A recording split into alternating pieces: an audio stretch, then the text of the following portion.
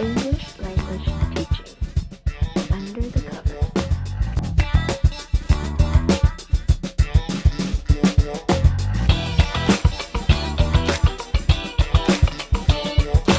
Hello and welcome to ELT Under the Covers, the English language teaching podcast. Today's guest, we have a teacher with over a decade's worth of experience teaching over half a dozen different countries. She's currently pursuing a master's in technology and language teaching, along with a Delta, while also running a successful online teaching business and a YouTube channel called JustTeach. Welcome to the show, Teacher Little Mary. Thank you. Thanks for having me. Well, the introduction sounds a bit better than my real life. I'm surprised you even have time for doing this interview. How do you do it? It boggles my mind, juggling all these balls. Wow, that's a tricky question. Actually, this would be my lunchtime. So I'm just using my lunchtime for the interview. That's it. So today I just had a ready meal and everything is great. I feel guilty about this now. So that's it. So organization is an interesting question. I think that'd be something interesting to get onto later. We normally start with Neil. Do you want to do the honors of the first question? Yes. Please, can you go ahead and kind of wind back the clock a little bit and give us your origin story? Tell us when it started, where your teaching path started, and how did you get to where you are today with this crazy schedule? Sure. So I will try to cut a long story short because it's actually really long. So basically, I started my career as a PE teacher. I studied physical education at university with a specialization in bodybuilding. So I was actually training the big guys. And I started a second university, so I was studying journalism. But I had a dream. I really wanted to go to Australia. So something very interesting happened to me. Basically, a friend of mine, he told me, look, there is this kind of events, education events where colleges and universities, they just, gather together in a place and like a fair, educational fair. And he told me, look, there's something going on. You should go and check options for you to go to Australia. And I was like, well, I'm broken. I'm broke. I can't really go anywhere. And he told me, well, but you can just check. Maybe they let you pay in installments or something like that. So I was okay. So why not? No, just go in and check. And basically, when I got to this event, there was a stand, and it was a school from South Africa in Cape Town. And there was a competition going on, and it was a photograph competition. And basically they said, well, you have to take a very creative photo. And the best photo, the most creative photo is going to win a trip to South Africa with a business course and everything paid for. And I was, well, why not? So as you can see, I've got very long hair. So I just put my hair up and I pretended I was a lion. Very ridiculous. And somehow people liked it and I won the competition. So basically, I won a trip to South Africa, everything for free, a course, a flight ticket, accommodation, food, everything paid for. So this is when things started to change a little bit. So I was working as a personal trainer and, studying journalism and But when I got to South Africa, I met loads of Colombian people. And they were so friendly. They were so nice. I just fell in love with the culture. And I didn't even know where Colombia was, in the map. And they kind of convinced me that I had to move to Colombia. I was young and single. This was 12 or 13 years ago. And I was, well, why not? So I got a loan from the bank and I moved to Colombia. And when I got there, obviously, I started looking for jobs as a PE teacher, but I couldn't speak Spanish very well. So my Spanish was very bad. My level was terrible. And obviously, in Colombia, the salaries are not very high. So I couldn't find like a proper job with a good salary. So I had, someone just told me, well, you speak language. I speak other languages apart from English. So they were like, okay, we really need English teachers here. So why don't we start teaching English? I was, well, yes, I really love grammar, and I'm a teacher. So I've got the didactics, the methodologies and everything. So this is what I did. So basically, I got my first student. The internet wasn't a big thing because this was a long time ago. But I put an ad on a website, and I don't even remember the website. And I got a student, and basically he loved me. and he was studying in university for like rich people. So he told me, look, all these people, they've got money, they need private teachers, and they need to learn language. So why don't you just rent a place close to the university and you can start running your own business? And this is what I did. So so basically I started with just some students, a few students, and by like 3 months after starting, I had 10 lessons per day. Holy and shit. companies contacting me. So basically, but obviously at that time we didn't have like materials, ready lessons. So I had to create everything myself. So I was creating like 10 lessons per day. Holy And I shit. had groups, I had companies, I had private students, so all sorts of students you can imagine. And then, okay, I will try to run a bit because then we've got 10 years still to I feel like I've aged 10 years just listening to this at the beginning. Sorry. Yes. So basically, after 4 years, I decided that it was time for me to move, to do something different because I was still single and young. So I came to Europe, and I was in Barcelona for quite some time, but then the crisis was very bad, so it was the same. I went to France. I couldn't find a job because guess what? I cannot speak French. So I'm trying. I'm still trying. And well, I ended up in the UK, right? So I spent many years in the UK. So I was in London first, and then I was, in Bournemouth, Portsmouth, Brighton. And I couldn't work as a teacher because obviously in Europe, they ask you for qualifications as an English teacher. Yeah. So I couldn't do it. So I started working with language schools, but not teaching, just doing administration, accommodation, transfers, and coordination, coordinating like the administrative part in general. Then, obviously, I have to go really quick through these things. But basically, I moved to Australia for some time. I was doing the same, working, with English agencies. So I was helping like students, they were moving to Australia. So finally, my dream came true. I was in Australia for 3 years. Slight detour, just a little bit. And basically, so I had my first daughter in Australia. And by that time, yes, I was married. So we decided to just come back to Europe. I went to England again. I was working again with language schools. We moved to Malta for some time. Wow. So I was working with a fantastic English school in Malta. It's called Ace English Malta. So I was a sales executive. And finally, right, hopefully you are still awake. Finally, I had another another child in England. And my oldest daughter was diagnosed with mild autism.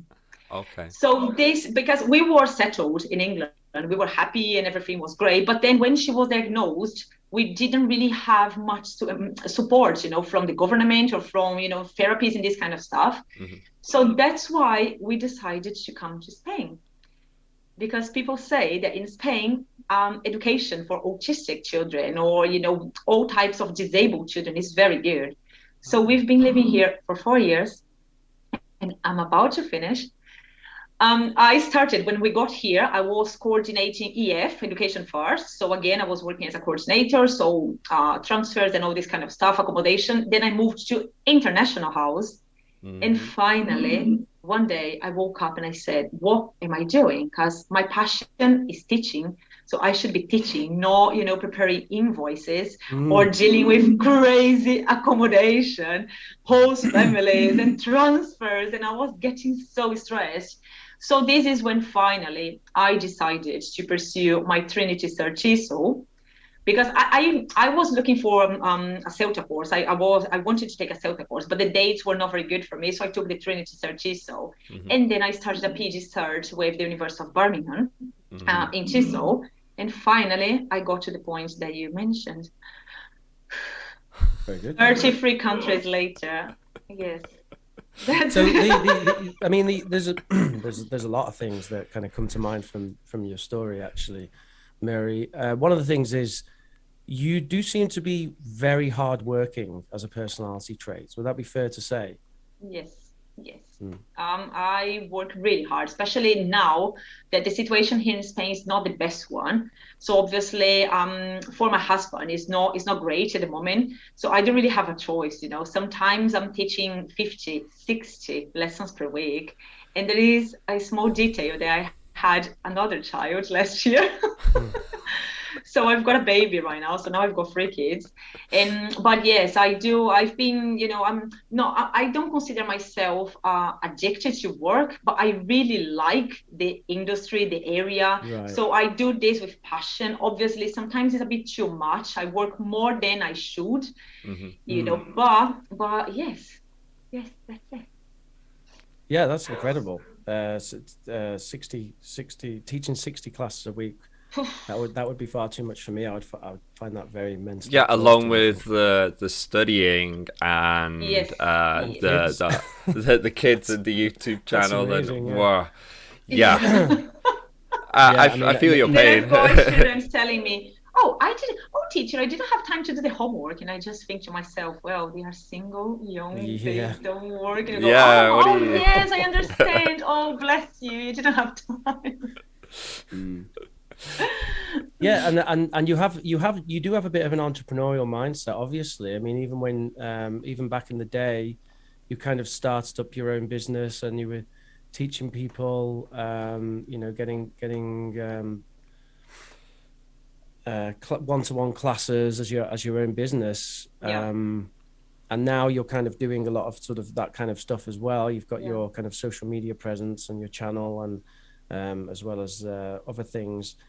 Is that something have you always been like that, or is that something you developed over time? No, I think it was the need. I really needed to do something. So, for example, here in Spain, well, I had my job, my stable job with International House, but I wasn't happy, and it wasn't the school. The school was great, everyone was amazing, but it wasn't my thing.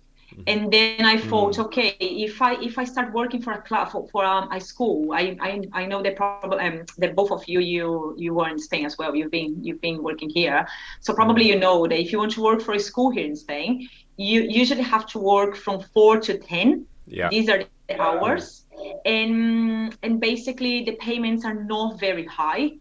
So after tax, you don't get more than like 10 or 11 euros, and I couldn't survive on this. So that's why I thought, starting my own thing, I could charge my own rates, and I can set my own rates, and I can increase my rates. And I'm teaching, yes, it's true that I'm teaching from 4 to 10, but I've got flexibility. So if I've got, for example, I've got an appointment with a person, well, this is another story, but basically, if I have like a medical appointment, or if my children are not feeling well, I can just move the lesson, swap things around, or change the lesson to, just to teach them on Saturdays or Sundays, because I also work on weekends. Right, because you have control over your Yes. schedule. Yeah, I can completely appreciate that, because I'm in a similar situation and the myself. rates are much, much better, obviously. Yeah. So, I can increase them. I mean, one of the things I've certainly noticed, and probably one of my contentions about the industry at the moment, is that more and more teachers are having to do that. I think that, being able to rely on an employer to sort of look after you as a language teacher, especially if you're looking for it to be something more than just a backpacking experience in another country, means that very often you do have to take a bit more control over your destiny, whether that's, having your fingers in multiple pies or setting up your own business. Do you think that's something that's becoming more important for language teachers now, that they have to learn some business skills? For sure. Yeah, for sure. Because as I mentioned, salary, the conditions in general. Obviously, I cannot talk about other countries. I can only talk about Spain at the moment. So, but it's very tricky, especially if you've got family, because you don't want to be working every single day from 4 to 10. You've got family, you want to see your kids. I don't really see my kids at the moment, so I'm trying to change this. But and the thing is, with the pandemic, loads of students, they realize that online teaching can be a very good thing, because sometimes I started before the pandemic. I was very lucky because when the pandemic hit, I had my students, so for me it was even better. I was teaching like 30 hours per week, and after the pandemic, all students became online students. So this is when I started teaching 50, 60 hours, and I have to say no to students because of that, because I don't have time.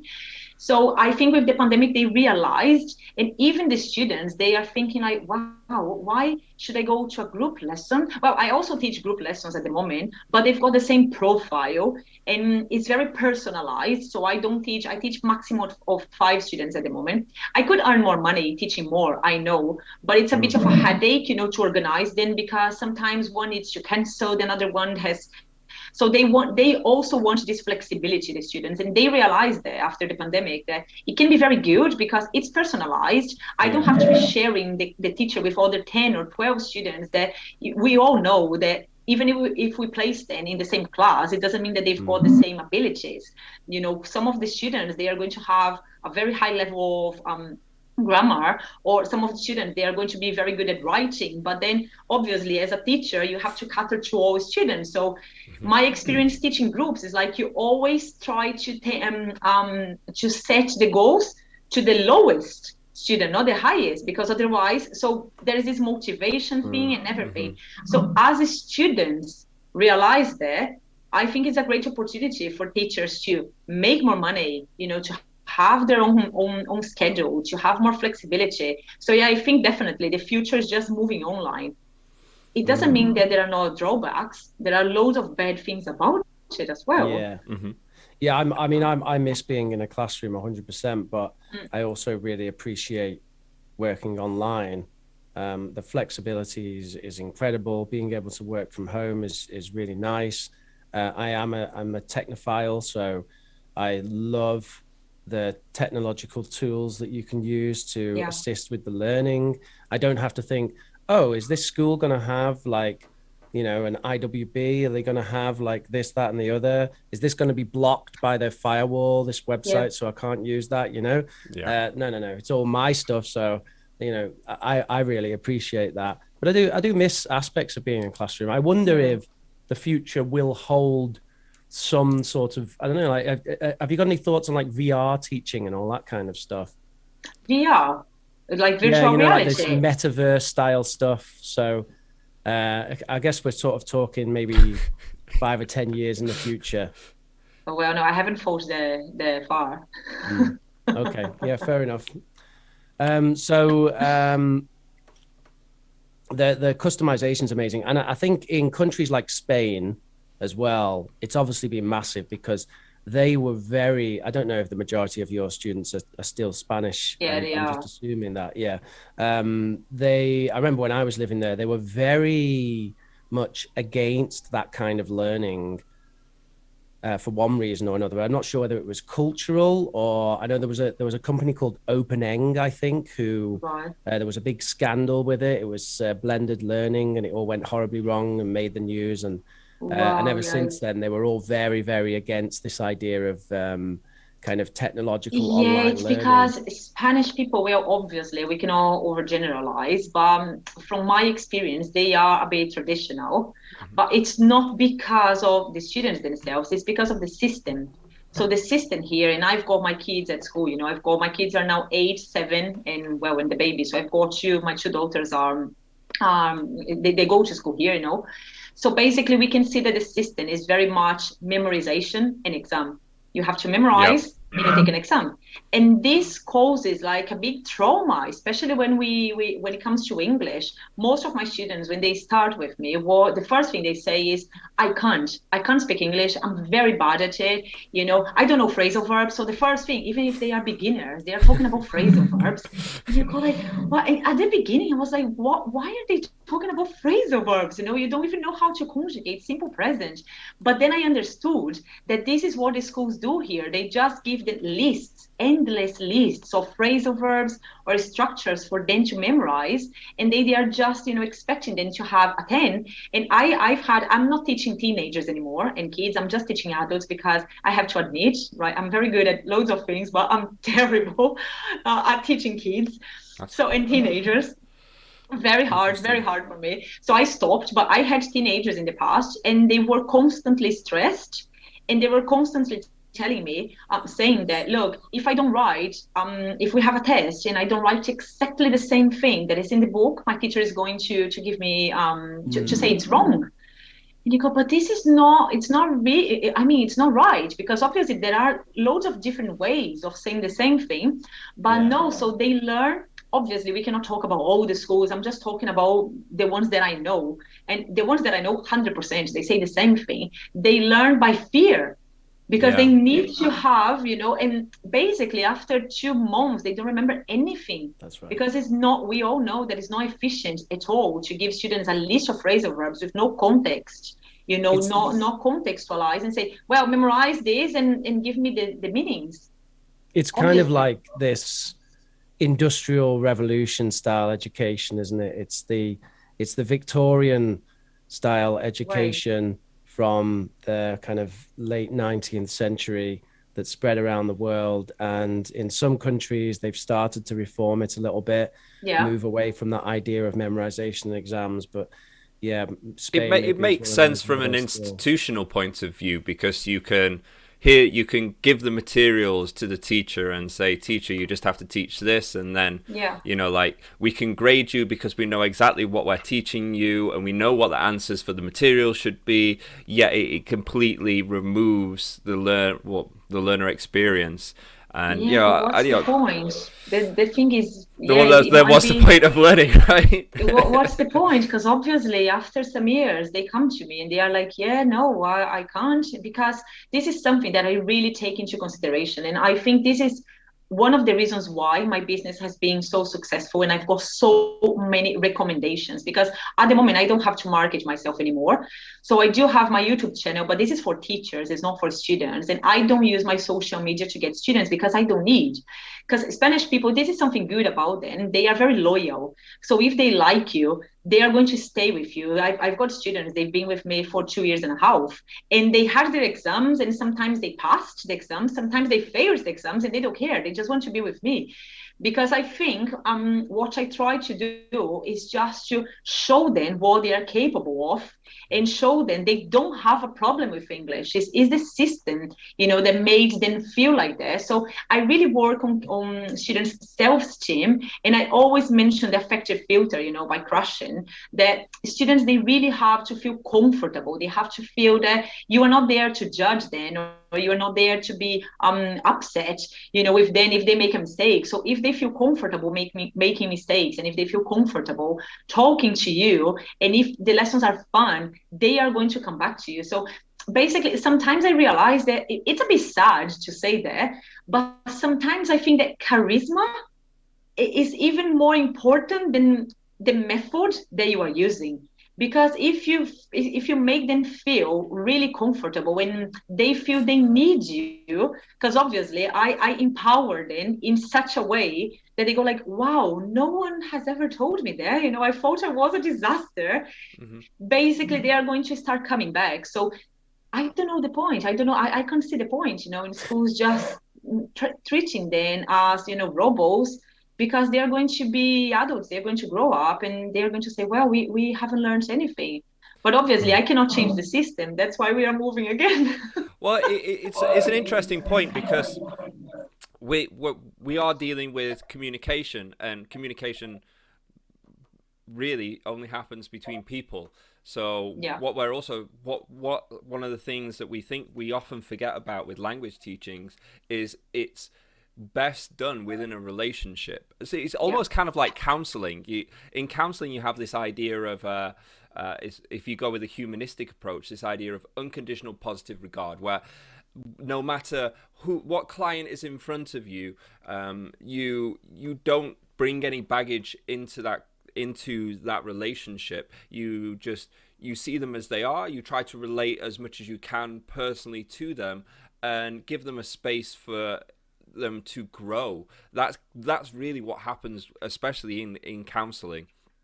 And I think that's really important with teaching, as you say, because it allows them to kind of like unwrap all this institutional looking to the teacher, like being the judgment of themselves being outsourced to this teacher or this institution, and then kind of allowing them to kind of remove those beliefs and also exactly. build new them ones back up as well. And trying to it sounds like you're navigating it away from kind of like this idea of like the extrinsic this is your grade, to kind of more intrinsic, I feel like I'm starting to improve. So you're giving them that agency. And it is really important, and it's often kind of, I feel, missed out as a big component in courses like CELTA and such, because there's so much emphasis on pedagogy, yet establishing a relationship is super important, very true. And especially when doing one-to-one. So I'm taking the Delta course, and I'm realizing that I think, it's incredibly important, to have lesson plans and anticipate problems and all this sort of stuff.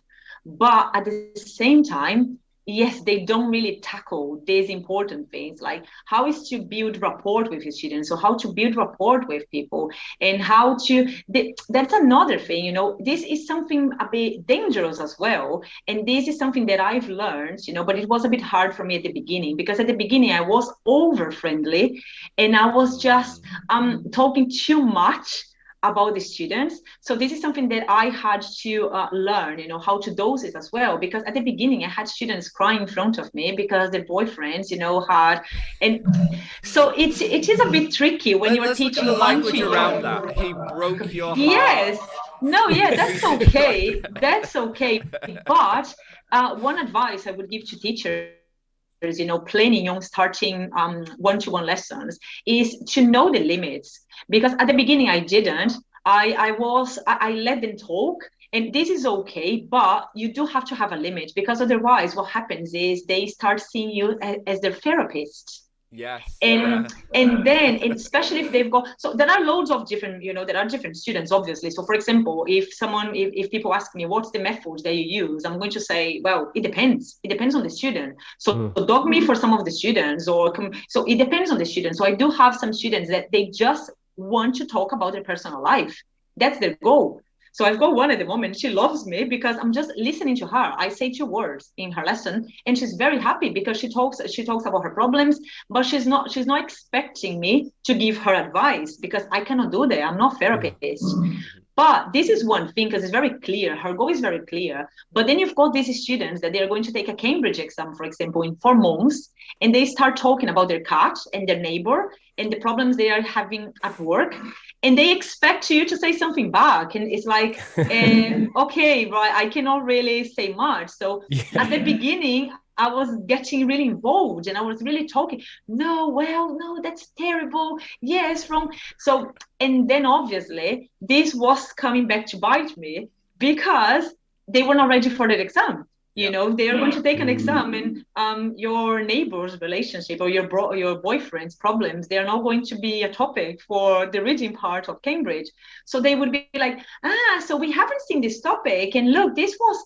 So this is when I started, and obviously I started feeling very stressed, because I'm not prepared for that. I'm not prepared for people telling me, oh, my mother, my grandmother has cancer. And well, one thing is to say that, another thing is to bring this to the class, and you start feeling terrible. So after the lessons, I was like, oh my God, what I'm going to do, her boyfriend or her mother, what can I do to help? And this is not my job. So it's really important for teachers to learn to establish, also with, for example, I use WhatsApp to communicate with my students. So it took me some time to learn that also I had to have some limits with WhatsApp communication, because they are going to message you on Saturday and say, look, can you correct this text? And you go, no, I can't right now. Yeah, but I need it by tomorrow, because I have to do that. And at the beginning, I was kind of letting, this happen. And one day I was so stressed, and I was like, no, this is not for me. I have to stop. But then I realized that it was my fault, because I was not in total control of the lessons, No, obviously not with all students, but it was happening quite often. So now I'm very lucky. At the moment I'm very lucky because I've got, the privilege to choose my students, because I've got so many recommendations that I'm just like starting with people with the same profile. So this is very good for my lesson planning. So for example, at the moment, I don't know in other countries, but APTIS is a very big thing from the British Council. It's a very big thing in Spain at the moment. So they are not taking Cambridge anymore, especially because of the use of English part, because it's really hard. So they're taking APTIS. So what I'm trying to do is just to have students that are going to take APTIS. So I can prepare one lesson or two lessons.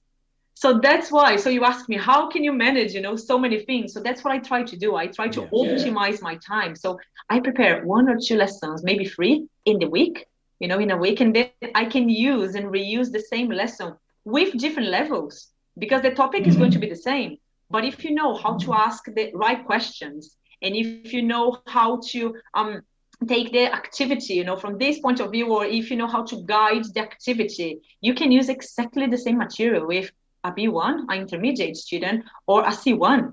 It just depends on the way you're going to ask them the questions and the type of exercises you're going to do. So this is something that helps a lot as well. If you can choose a niche, if you can have like a type of students, or more or less the same level, or more or less the same goals. Obviously, they're not going to be exactly the same, but more or less. So this can save you a lot of time on preparation. Right, so I'm just talking too much. So. I think what you not at all. I think what you were saying there about the idea that we tell students. It reminded me of a quote by Mark Almond, who we spoke to a couple of months ago, which is that we often tell teachers what to do in the classroom. We don't tell them how to be, and I think that's a very good point. I think that most language teachers who've been doing the job for maybe 5 years or more will at least have some experiences of the kind of things you're talking about, where you're kind of getting involved in people's lives. And, there's no sort of idea in our current sort of qualifications as to what we can be, other than these kind of nebulous, maybe useful, but kind of nebulous statements like have a person-to-person relationship rather than a teacher-to-student relationship. But then there's got to be more to it than that. Yeah. And having boundaries as well is that's the word. Essential. It's just essential in life. So it's kind of a skill that it's like, well, should that be included in the Delta course? Because it kind of should be something that you just kind of just have in your life anyway. But how it applies to teaching is definitely important. I had a point and I was hoping that I'd remember what I was going to say, but I think that's certainly certainly a part of how you act in the classroom and how that affects the students should be something that they talk about in either the CELTA or the diploma. Was that your point, Nate? No. Yeah. What I remember was, and I think it's kind of it's an underutilized point. It's a point that we don't talked about because it's kind of it should be something that should be taught by institutions, doing CELTAs, Deltas, and TEFLs and all that sort of stuff.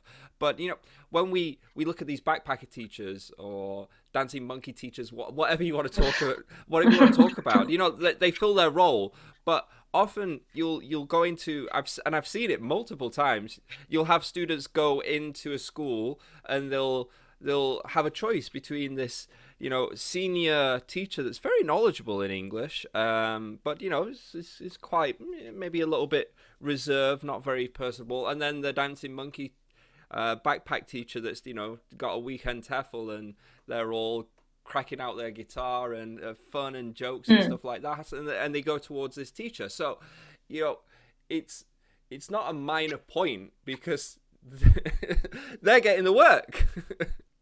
So I think it should be something that you should really consider and think about, and it's a hard one for how would you develop that? I mean, say you finish your Delta and you have someone come on to your course, you become a mentor, What sort of kind of approach do you think? I mean, you might not have even thought about this, but what kind of approach off the top of your head would you sort of consider to how a teacher can kind of develop this attitude that you have this I mean, it seems to just emanate from you, but how would someone develop that? That's true. Yeah, no, that's true. That I know that my personality helps a lot, because especially because I had this background in physical education, and I come from a very friendly country, let's say, that everyone is always dancing and laughing and talking to people, So basically, this, I think it comes a bit with me. So it would be a bit hard to train people. That's true. So I think yes, it should be taught. But obviously you cannot teach personality, but I think they could at least tell students the importance of building this rapport and the importance of letting students feel comfortable. Because the thing is, you said, yes, if students, they have to choose, between the academic, senior, amazing, teacher, but very serious, and the entertainer, they would choose the entertainer. But my question is, what about us? I would choose the entertainer as well. And I think this is this is not because we don't want the academic, but I think this is because we know that if we have fun and if we are talking about interesting things, we are going to learn better. If I'm talking to a student about, okay, so today we are going to go through the rules of present perfect, this is not going to stick, in their mind. So if I'm very academic, very serious, it's not going to help, to help them. So, and we as humans, we as well, not just the students, because we've been students as well. So from my point of view as a student, for example, if a teacher is talking to me about a very engaging, so that's my word, engaging and relevant and interesting topic, I'm going to remember things. So it's not a matter of the teacher, being dancing or doing stupid things. But sometimes if we talk about less serious things, let's say, so for example, the topics that I use in my lessons, this would be one of the things I would say, that you asked, like, how can we teach them? I would say first thing is to choose carefully the topics. Because if you choose engaging topics, for example, let's say I'm talking to, I started with 2 new students this week, right? And this is true story. And for the first lesson, usually what I do is I just listen to them, what they've got in mind, the plans and everything. And then I go, okay, so let's have a test, and they go like panicking. No, just wait for me. So I use funny things. For example, I show them an optical illusion, and I ask them to describe the photo. That's completely different, to showing them a photo of a guy, I don't know, working, and ask them to describe the photo. So I'm asking them to describe an optical illusion. So they go like, I don't see it. And I go, oh no, I can't believe it. So you just see one woman. They are 2. And they go, no, I can't. So they don't even realize that they are speaking in English. And this thing, it's a small change, that instead of showing a boring photo, I'm showing like a very engaging photo. And this is going to stick to their mind. So after 2 weeks, if I say, oh, do you remember, what is the name of this part of the body? And they don't remember. Do you remember the first class that we were talking about the lady? Oh, yes, the eyebrow. So it works. It's not like, it's not their fault. That I don't think the students are, silly and they just want to have, these clowns.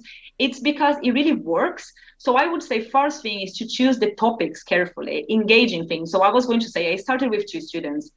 And both of them, it's very common for me to start with superlatives and comparatives, because this is something, I don't know other students, but Spaniards, they tend to have like a big problem with this. So instead of saying, okay, so let's go, 1 syllable, you add ER. What I did was I took a quiz. So for example, what is the tallest? What is the tallest? And then I'm showing Statue of Liberty, Eiffel Tower, and Big Ben. So we talk about it and they go, oh, I think it's Eiffel Tower. Oh, have you been to Paris? No. So you start, obviously, you cannot just do digression all the time. So you cannot let it go for too long. But I'm always asking personal questions in between. So this can stick in their mind. So, oh, have you been to Paris? No. And they go, oh, okay, what about, and why not? So you don't like it? And they go, oh, yes, I do like the culture. So they are talking, they are getting involved. And when they get involved, so you don't have to be personal, but do ask some personal questions. The same as the exams, the exams, they are going to ask you, what's your favorite color? What's your favorite? So it's not getting into the life of the person, but just a general thing. And then they get very engaged. So for example, I started with this, then for like 10 minutes, we were going through the rules that I know that they know, because obviously everyone learns comparatives and superlatives at school. So I don't have to be talking about it for half an hour. So what I do is I put like a table and I hide the table and I go, I'm hiding it so you cannot read it. And they go like, oh no. And so can you just say, how would you say this and that? They say it. Right. So now do you see the difference here? Why we say taller and then we don't say more easy, we say easier. They go, so then I can show the rule. So this way is much more engaging than just showing loads of rules and saying memorize. After that, my topic was the Guinness Records book. This is something that everyone knows. So I go like, oh, have you heard of it? Yeah. So what is the book about? And they go, well, the most beautiful. So you see, they are already practicing superlatives. Oh, the tallest, the biggest, the most beautiful. So I show them some records. And for example, a lady eating pasta, and I go like, what do you think is the name of this record? And they have to think about it. So you see, this is much more engaging than just showing something and say, okay, what do you think this is? The tallest, the biggest, the fastest? Yeah. So this would be my first advice. It's like, even if you don't have this outgoing personality, that you don't have this, it's not easy for you to connect with people, because yes, for me it's really easy to connect. But if you don't have it, if you choose the right activities and different topics, sometimes I can be talking about recycling, but I'm not going to be like, okay, what are the rules of recycling? What I do instead is, for example, do you like pizza? Yes. Right. So let's imagine that you eat pizza today. Would you recycle the cardboard box of pizza? Oh my God. So you make them think. And when you make them think, and I'm laughing, I mean, we are having fun. And when you make them think, this really helps them to learn and to remember after 2 or 3 weeks. So if I ask my students today, can you recycle a cardboard box of pizza? They're going to say, no, because it's too greasy. Greasy, you see? So they learned this word and it's there just because you did it in a very engaging way. So this would be my advice, No, I'm not saying that you cannot use course books. I think that ironically, like a lot of things you're talking about, Mary, are the actual underlying rationales of communicative language teaching. Yeah. It's just that a lot of the time, the way communicative language teaching is presented, even on CELTAs and Cert Trinity courses, is not necessarily in that way. They present it a little bit in more of a kind of a structured way with things like PPP and like the stigmatization. One of the things we talked about with Jay McKeddy is the stigmatization of teacher talking time. The idea that the fact that the teacher's talking somehow becomes something you necessarily need to reduce or eliminate.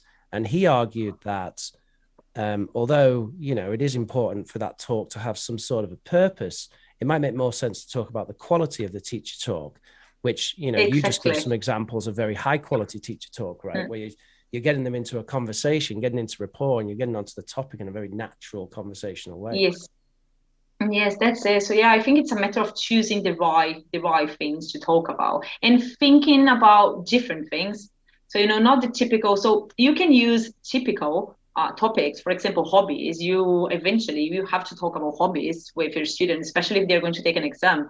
But you don't have to be talking about, okay, so your hobby is writing. No, it's reading. So you can do these things. For example, I had a photo. I was doing this yesterday. I've got a photo of a guy on a train. And apparently in Germany, it's a hobby for people to surf on the trains. And then you've got this photo and you've got a photo of people surfing on trains in India. And then they are comparing the photos, which is part, for example, of the Cambridge oral exam, most of exams, right? They've got this comparison. So compare photos, describe the photos, but you are comparing two things that are really catching your attention. They are really grabbing your attention. So the tendency of you remembering is just, easier. That's it. Yeah, so they have that novel experience. And I do like the idea of personalizing classes, personalizing it to, interests to get engagement. I especially like with the talking about the Eiffel Tower and have you ever been there, and relating it to stimulating parts of their mind where it would be related to memories that they have, that they can, because it's kind of already building on that foundation. It's exactly. There's this idea with building habits, for example, where one of the best ways to build a habit is to, when you start a new habit, is to join it onto a habit that you already have. So like if you want to start taking your pills, and make sure you take your pills every, I take crazy pills every morning, and if I want to make sure that I take those pills, I'll put the pill box next to my toothbrush, because I'm very right, regularly, because you have to, obviously you have to brush your teeth. It's I kind of see it as that same sort of principle, like if they've got all these happy memories, all these memories that they always come back to, why not tie those into the language points? And and then also everyone should be doing something that's discovery or inductive related, especially when teaching grammar, because they need to be actively engaged. I feel students, if you're just passively showing them stuff, then it's just like watching TV. You don't remember your TV show that you everything that you remember from like 2 weeks ago. But like if you're more engaged with something, then it sticks, and you have to be thinking about it and following it through. It's not, you don't just show, but ask and see where they come, where their mindset. And it is actually really interesting as well, because it's also useful for the teacher as well, because if you ask them, well, why do you think this grammar point or these words are used in this way, you kind of get an insight into their thinking. And then exactly, the more you do that, the more you like, I could predict how exactly they're gonna, you can understand how the student is and how they learn. It's another very important thing. And then you can meld their mind. And it's really important, because obviously some students, they are more visual, some students they are more, they have to listen to things. So it's really important as well for you to, at the beginning especially, try loads of different things, so you can really understand how the person works. Obviously, I'm talking about personalized, I'm talking about one-to-one lessons. Obviously, I know that it's very difficult for students, that they have to teach 20, 30 students to do the same. But the topics thing, the engaging topic things can help, everyone. So this would be my first thing. And I was going to say that especially even for YouTube, is the same. When I started, I had no idea what I was doing. Actually, I didn't really think about becoming a YouTuber, let's say. But what I learned in 1 year is that people don't really want to see academic stuff on YouTube. They are not there for academic stuff. So this is sad. Tell me about it. Yeah. That's what we focus on. Sad. I don't know. I had a talk, with, I don't know if you know this guy. His name is Fergus Faden, and he's an Irish guy. He's an Irish teacher. He prepares.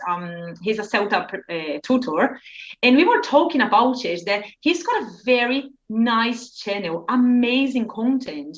And we were talking about number of views, because he's had his channel for like a long time. And my channel, obviously, in 1 year, I know, well, probably, obviously, my channel. So it's not easy to go in 1 year. I went from 0 to 6,000, more than 6,000 subscribers.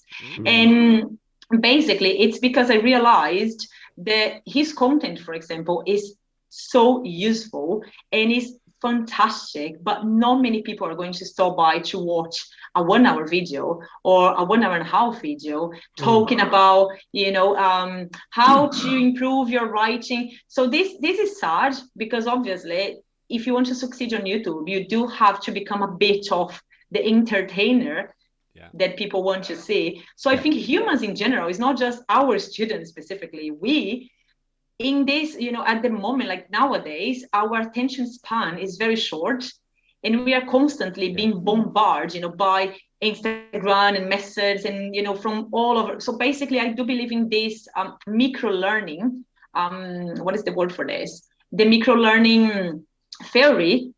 that is also nice to teach people, but with short information, short periods of time. This way they're going to learn more. The same for Instagram. For example, obviously a student is not going to learn English on Instagram, but I do believe that teaching them some lexical chunks or some example, my students, they have a problem with it depends on. They're always going to say it's depends of. Yeah. So, do you like, I don't know, going out? Oh, it's depends of. And you go, no, it depends on. It depends on. And they don't learn. And then if you put this on Instagram and you tag them, go like, yes, I remember. It depends on. So it works for some things, so this micro learning, these chunks of language, this works. But yeah, in general, we just don't pay attention to things when they are too serious or too long. That's the reality. I have a very interesting kind of anecdote about that my English learning YouTube channel, I started it, I think, about 10 years ago. No, longer than 10 years. It was about 2009, I think, when I started it. And back when I started it, I was a completely new teacher. I mean, I knew nothing about teaching English. So when I went on and I did those videos, it's like you said, I absolutely focused on entertainment. And back then it wasn't as technical as it is now. Now you clip out the silence and you edit it in a way that everything's flying around and things are kind of going on in the video and keeping people's attention. But back then it was just like you just kind of entertain in front of the camera. And one of the interesting things that I saw was, as I learned more about being a teacher and I had actually more useful things to tell people. So I'd start talking about how to pronounce things and how to do the mouth and the, phonemes and connected speech and all this kind of stuff. And my channel actually went like this while I was like putting more and more expertise into it, because I was focusing much less on, as you say, the kind of entertainment factor. Yeah, unfortunately, that's true. So that's why channels like this one that I mentioned, amazing content. The content is so valuable, but people don't really stop by to watch it because they don't really have time for this, or they think, there is this FOMO, this fear of missing out.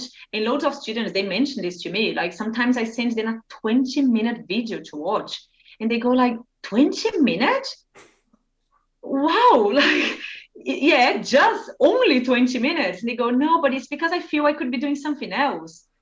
So this is how the society is at the moment. So when I realized that, when I started my YouTube channel, and as I said, I didn't have that was not my goal to become a YouTuber, but I was lucky enough to have my first video. I'm so ashamed of it because obviously it was unedited and very bad, but I don't know how. The first day that I posted my first video, I had 1,000 views. Wow. So this is why, in the second day, 2,000 views, and the third day, 3,000 views. So this is when I stopped and I say, well, there's something going on here.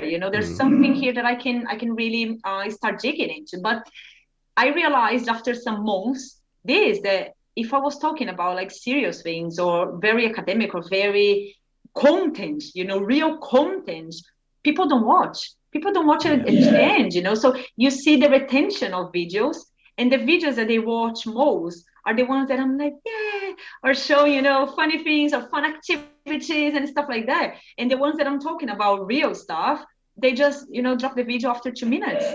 So this is a decision that I had to make. I was like, okay, should I just continue with the type of things I'm doing, or should I become more like an entertainer? And obviously YouTube started to bring me some financial benefits. I was very lucky to have like my first brand deal. I was only on 3 months on YouTube, and I had companies paying for brand deals and affiliate marketing. So that's why I decided okay, if I want to continue doing that, it needs to be short, engaging, and that's it. So I'm not like, I don't consider myself like a clown, but I do have a lot of editing and the edutainment. effect. There's nothing wrong with that. Edutainment, isn't it? Nothing wrong with that at all. But sometimes I feel a bit guilty, because then you go and you start studying at Delta, and they talk about these very dense things, and you go like, oh my god, so basically when I started Delta, and that with time, obviously you start building your own methods and your own. And I took my Trinity TESOL 3 years ago, so I didn't really remember this lesson planning thing with small details and the minutes. So when I started Delta, I was like, oh my God, I just released a video on YouTube saying that you shouldn't do any of this, for your lesson planning. And I was, should I remove this from? And then I was like, no, I've got 5,000 views and people are still commenting on it. And this is helping. I can't speak for the Delta, but I did the Trinity diploma in 2016. And actually my experience of the Trinity diploma was that they were very open to alternative ways of doing things. And in fact, they kind of encouraged alternative methods and alternative ways of teaching. It might have been down to the course director at the time, who was Nicola Meldrum. She was very good at Oxford TEFL in Barcelona. So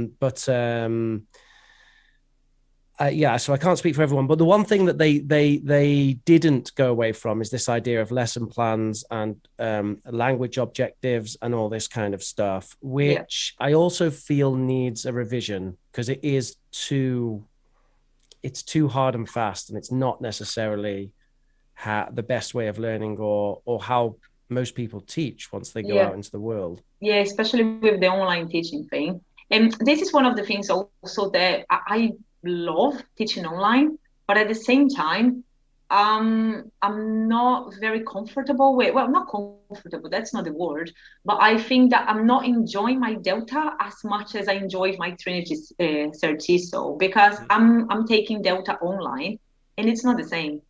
So I don't know, for students, personalized students, it might be a fantastic idea to have these online lessons.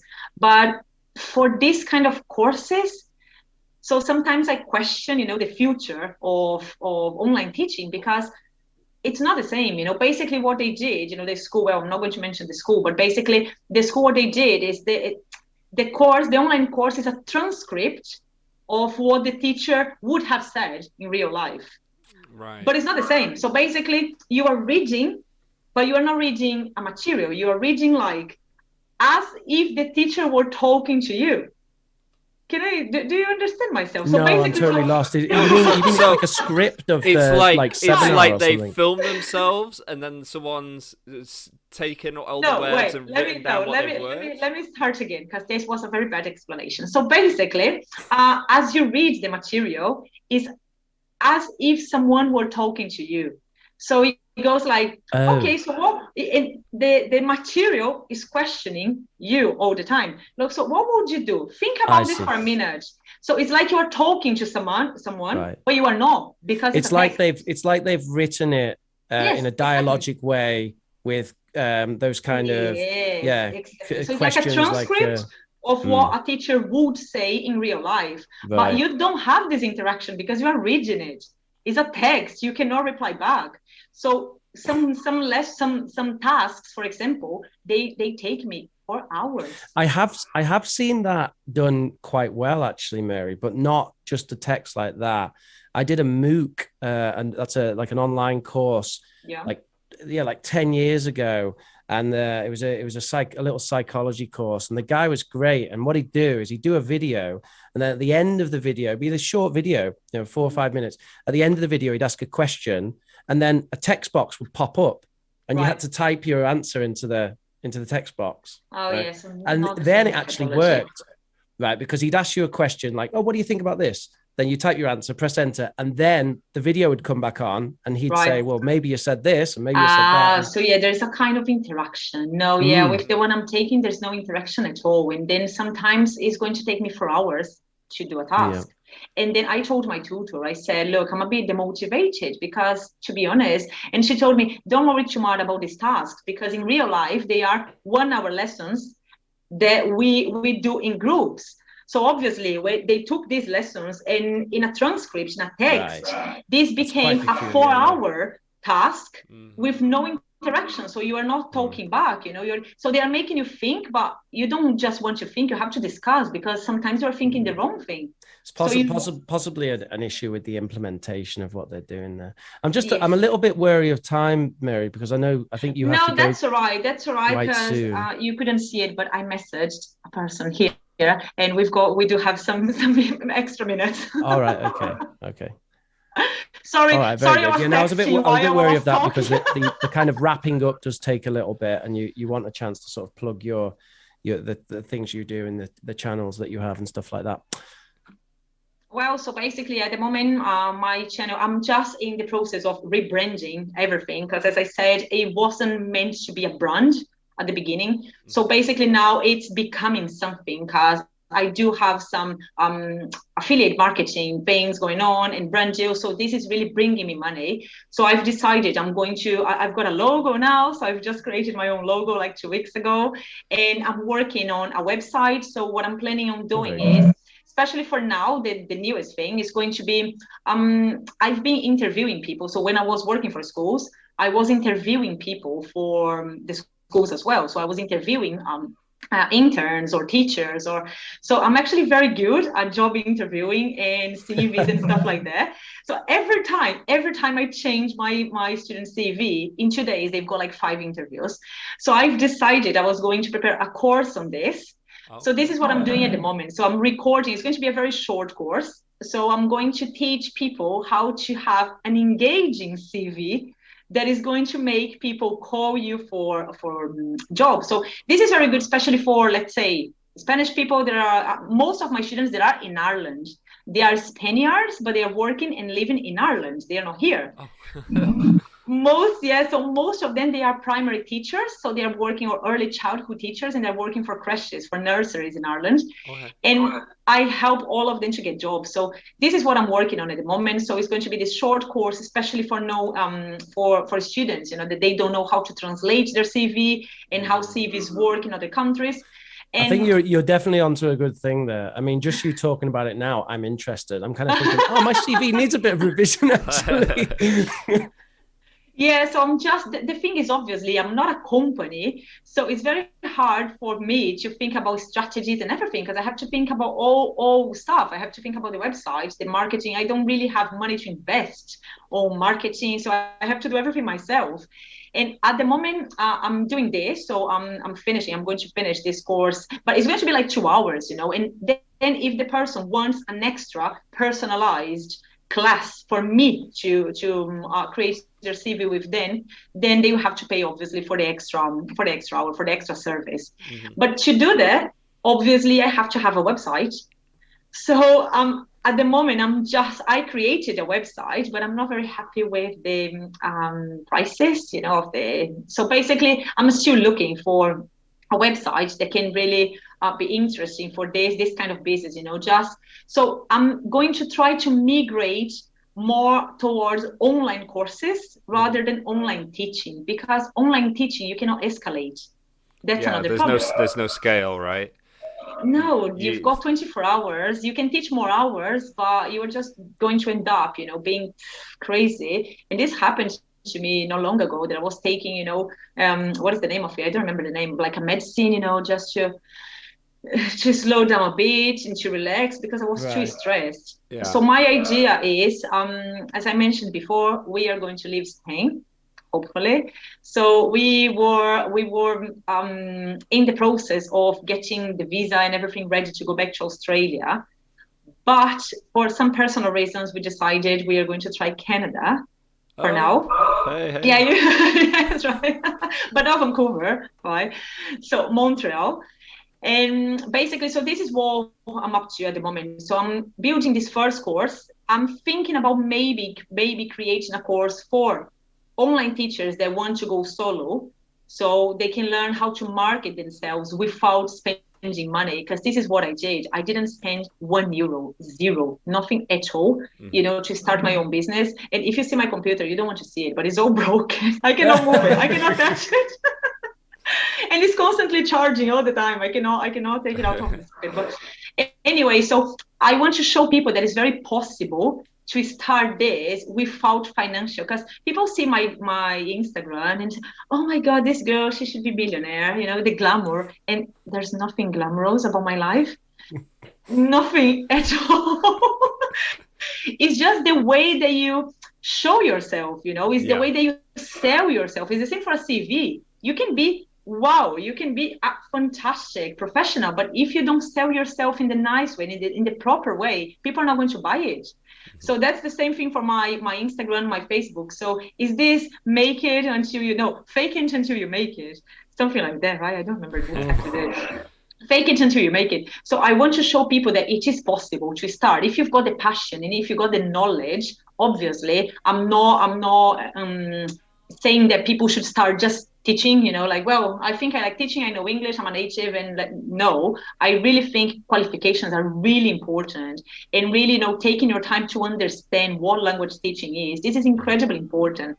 But once you've got the knowledge and if you've got the passion or the need, it is possible to start your own online business without financial investment. So I'm thinking about maybe starting, creating a course on this as well. But at the same time, it's a bit oversaturated because I know there are many teachers doing the same.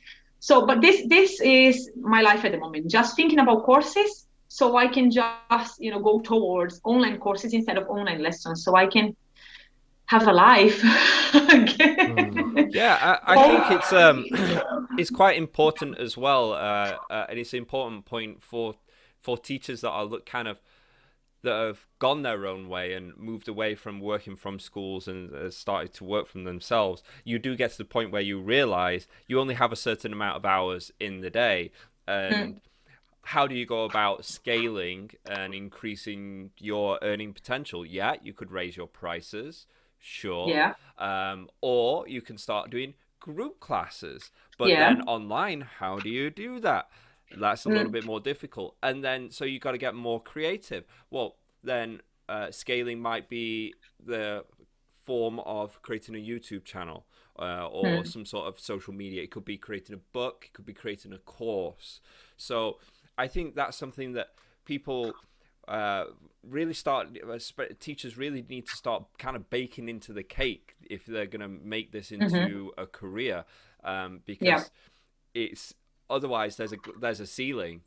So you kind of that's true. You need to start thinking about this stuff, and you know. Yeah, so that's why I really think it's important to have, if you are not, because YouTube is hard, obviously, it's very hard.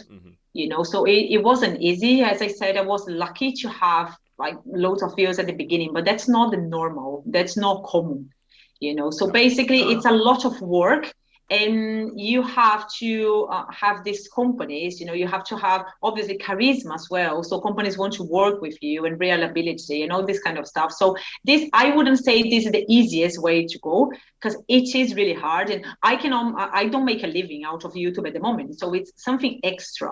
But about the lessons, yes, it is possible. And I would say the best thing would be having the best thing would be having a niche. Because if you have a niche, the recommendations are going to follow, and then it's easier for you to group them.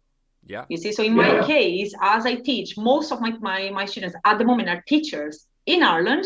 They all have the same needs. So it's easy for me, and all of them, they've got like a B1, B2 level, so intermediate level. So it's easier for me to say, hey girls, I can't do private lessons anymore. I've got this and this time, Tuesdays and Thursdays. So what do you think about, you know, let's just do one lesson, a trial lesson, just for you to see. And then you just do, you know, your best, you know, to impress them in this first lesson. And they're going to say, well, wow, this is what I need. So this way you can scale a bit, you know, but obviously raising your, or you can try to find specific groups of people that they've got a tendency of having more money. So, for example, teaching pilots, I've got a pilot student, and I'm not saying they're all rich, but yes, they do have a bit more, you know. So, or teaching engineers in certain areas. So this is something that people don't really think about. They go like, I get loads of messages, people saying, how can I start? So how can I find my first student? And I just go on Facebook. And they go, well, but how can I go on Facebook? I'm going to post there. My family and friends are going to see it. Not on your profile. Just join, for example, engineers in India. I'm sure hundreds of engineers in India, they speak English there. I've been to India. I've been to 33 countries. That's a nice thing. So basically, I know they speak English, but they have to improve. And if they're engineers, it's likely, obviously, not overgeneralizing, but it's likely that they are going to have a stable job. They're going to have money to pay a bit more. So just go on engineers in India, engineers in Switzerland, because Swiss people, they tend to pay better rates than, for example, Portuguese or a Spanish student. So if you choose the right niche and if you know how to go, you go like to the right places, 100% sure you're going to get one or two students. And this is what you need. Because once you have these two, if you impress them, if they really like you, and if they think your teaching is effective, 100% sure, there's always a French that need English. There's always, there are, according to the British Council, there are like 1.5 billion people learning English. Mm-hmm. And some teachers say, no, online teaching is oversaturated. And I go like, come on, you don't know what to do. How can you say this is oversaturated? There are more than 1 billion people learning English. Go and find them, So, and you don't have to spend money. So basically, it's just a matter of thinking strategically and posting on Facebook. My grandmother, she doesn't need English, obviously. I'm not going to post on my page. But there are thousands of groups that you can go, or there are thousands of Instagram accounts. So, for example, if you go to, this, I don't know. I mentioned this to a teacher once, and she told me, yeah, it's a bit dangerous. Not dangerous, but basically what I was doing at the beginning when I had no followers on Instagram, I was going to language schools accounts and I was following their students. I'm not doing anything wrong. I'm not hurting anyone. And then I knew that I was not messaging them or texting them, nothing at all, just following them. So these people, they were going to my profile and they were like, wow, this lady is a teacher. Follow, and they would start the conversation. So I got loads of students doing that, and people don't really think about these free, easy things to do. So I think it's a bit of strategy, and that's it. Yeah, that's I think you've given a lot. Points. Yeah, I was just about to say exactly the same thing. Actually, I think you've got a lot of very interesting things to say about that. I think it really helps with your kind of your business and entrepreneurial background and being kind of thrown in at the deep end so early on. One thing I'd like to jump on and carry on with that is, when you were talking, and I was thinking, one of the problems with the English language teaching industry is we kind of just think of it as one thing, but it really is kind of more like the hospitality industry or like the restaurant industry. A food truck could be very successful, a high-end restaurant could be very successful, a chain could be very successful, but they're only really very successful because they know what they're delivering to their customers, and they have the margins that meet what the services that are providing. So someone that's doing a food truck's not going to go after the really rich person, so they're going to maybe go for the day-to-day person that's not going to charge as much, but they're going to get more people through the door, and that's how they're going to make their money. Yeah. And I kind of feel like that's a thrust of your point is when you're becoming a teacher, don't just kind of troll the internet and troll all the English language speakers. Really niche down and get good at doing a specific target audience, or however you want to target customer, however you want to put it, and that's going to be one way to differentiate yourself and to kind of maybe you can grow out from there. But I also want to relate it back to one of your earlier points as well with teaching and grouping students together because you can reuse material. I think the same can be said for also business-wise. So, like if you're creating a lesson, for example, then maybe you can turn that lesson into a video, or maybe you're doing a blog post, then you can start collecting those blog posts and turn it into a book. or you have a whole bunch of interviews or even past work experience, how can you relate that to what you're doing with English teaching now and to create a course? There's a whole bunch of ways where you've got to think in the same way as when you're doing with your lesson planning, but with your business. How can you do two things at once? Yeah, exactly, to optimize the time. That's it. So so I do consider myself a highly productive person, and it's not because I've got more hours than anyone else. It's just because that's what I try to do. Just try to do, I'm not saying that I do loads of things at the same time. Well, sorry, I do message sometimes while I'm talking with people. So but what I'm saying is just seeing which things can be grouped together, or what you can do to say. So this is actually the goal of my YouTube channel. The goal of my YouTube channel is to help teachers save time. So I'm presenting loads of activities that they require no preparation. So sometimes it happens to me that I'm in a hurry, there's something happening in my personal life and I cannot really prepare a lesson, and then sometimes I watch my own videos. Remember, because there are some activities that don't require preparation, and they work so well. So for example, one that I use quite a lot and students love is just a blank slide, and I go, well, this is our lesson today, and they go, what are you saying? So I ask them, do you have your phone with you? Yes. So can you go on Google and just choose an image, but not very complicated, a simple image, and they go and choose an image. And this already, generates interest, because they're like, what is going to happen? And I just tell them, okay, very easy. I'm going to use this to draw the image. So you are going to describe the image to me, and I'm going to draw it. And you can spend 1 hour doing that. And it's not going to be a waste of time, because they are going to work on prepositions. They are going to say in the background, on the left, at the top. They are going to work on descriptions. So, well, in the middle, there is a lady, she has curly hair. So they have to work on so many things, and you don't have to prepare at all. You need a blank slide. So that's the goal, the main goal of it's inform as well and recommend things as well. But that's the main goal of my channel, to show teachers that you don't have to spend 3 hours preparing an activity for the activity to be efficient. If you really know how to group things together. So I need them to work on prepositions. I need them to work on descriptions. Poof, you have a blank slide, and that's it. So you don't waste your time on it. So that's it. I would say grouping things and optimizing the time. That's a great thing for people to learn how to be productive, for people to be more productive. Fantastic. That's it. Are you tired of me now?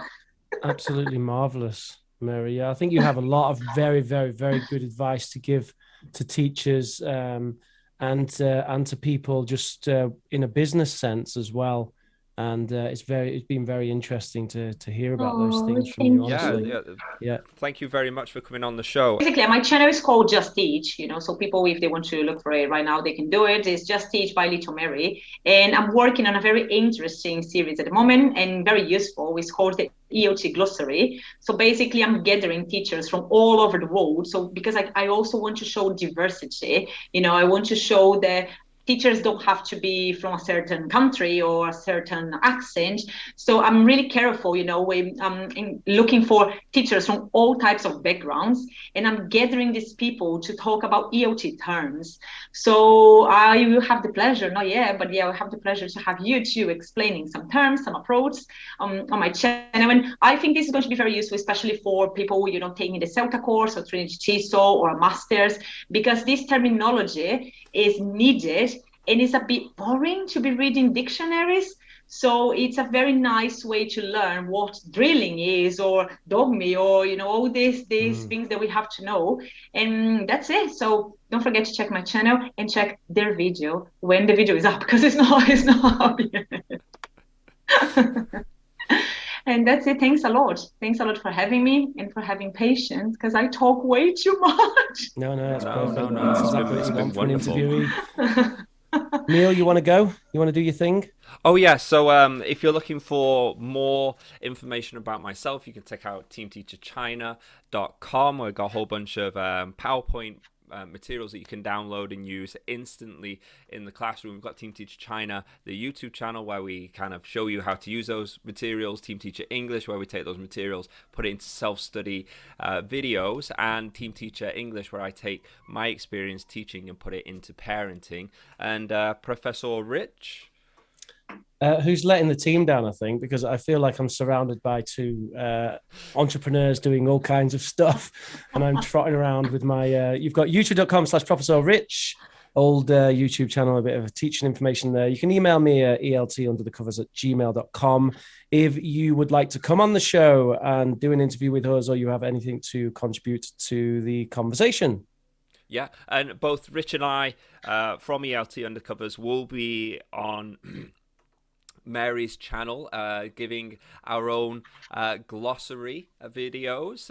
So you should definitely go there and check that out. And Mary, can you give us the links and addresses of your YouTube channel? Yes. So yeah, the YouTube channel is JustTeach by Little-Mary. Previously it was Teacher Little-Mary, but as it started to grow big, I thought like I need like a brand name, because if in the future I hire someone, I don't want them to be saying that they are working at Teacher Little-Mary, because this sounds a bit strange. So the name of the channel right now is JustTeach by Little-Mary. My Instagram is, I never remember my Instagram. My Instagram is teacher_Little-Mary. Yeah, something like that. So you're going to find it. If you did Teacher Little-Mary, and you're going to find me everywhere. I've got a Facebook page as well, but I don't use it that much. I just post some events, conferences, more academic things for teachers that like, to read, and events and this kind of stuff, but I don't use it that much. So yeah, just Google JustTeach, Teacher Little-Mary, and you're going to see my face everywhere. Fantastic. Well, thank you very much for coming on the show. It's been very informative, and I'm in awe of your work ethic. Oh, yeah, I feel the same way, actually. I really get the impression that you've worked incredibly hard for the place where you are. And I think your experience in doing that gives you a perspective on a lot of things that a lot of other teachers don't have. And that's one of the reasons why I think it's very interesting to hear you talk about them.